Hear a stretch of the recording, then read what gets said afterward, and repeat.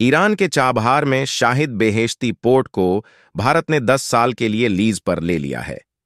भारत और ईरान के बीच यह डील सोमवार को हुई।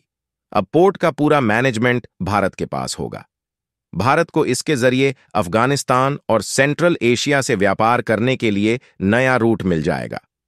पाकिस्तान की जरूरत खत्म हो जाएगी। आपसे एक छोटी सी रिक्वेस्ट है, चैनल को लाइक और सब्सक्राइब जरूर करें।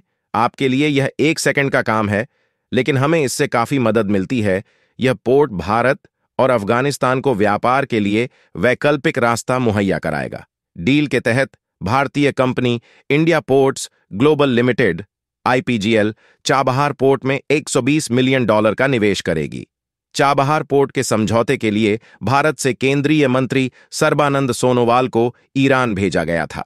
भारत और ईरान 2 दशक से चाबहार पर काम कर रहे हैं। चाबहार विदेश में लीज पर लिया गया भारत का पहला पोर्ट है। क्या है चाबहार पोर्ट और भारत के लिए क्यों जरूरी है? भारत दुनिया भर में अपने व्यापार को बढ़ाना चाहता है। चाबहार पोर्ट इसमें अहम भूमिका निभा सकता है। भारत इस पोर्ट की मदद से ईरान, अफगानिस्तान, आर्मेनिया, अजरबैजान, रूस, मध्य एशिया और यूरोप के साथ सीधे व्यापार कर सकता है। ईरान और भारत ने 2018 में चाबहार पोर्ट तैयार करने का समझौता किया था। भारत से अफगानिस्तान कोई भी माल भेजने के लिए उसे पाकिस्तान से गुजरना होता था।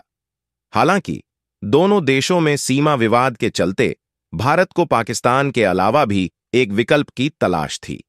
चाबहार बंदरगाह के विकास के बाद से अफगानिस्तान माल भेजने का यह सबसे अच्छा रास्ता है।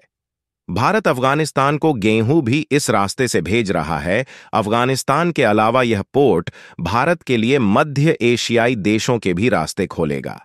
इन देशों से गैस और तेल भी इस पोर्ट के जरिए लाया जा सकता है। अमेरिका ने भारत को इस बंदरगाह के लिए हुए समझौतों को लेकर कुछ खास प्रतिबंधों में छूट दी है। चाबहार को पाकिस्तान के ग्वादर पोर्ट की तुलना में भारत के रणनीतिक पोर्ट के तौर पर देखा जा रहा है। ग्वादर को बेल्ट एंड रोड प्रोजेक्ट के तहत चीन विकसित कर रहा है। चीन का पाकिस्तान के ग्वादर पोर्ट में भारी इन्वेस्टमेंट है।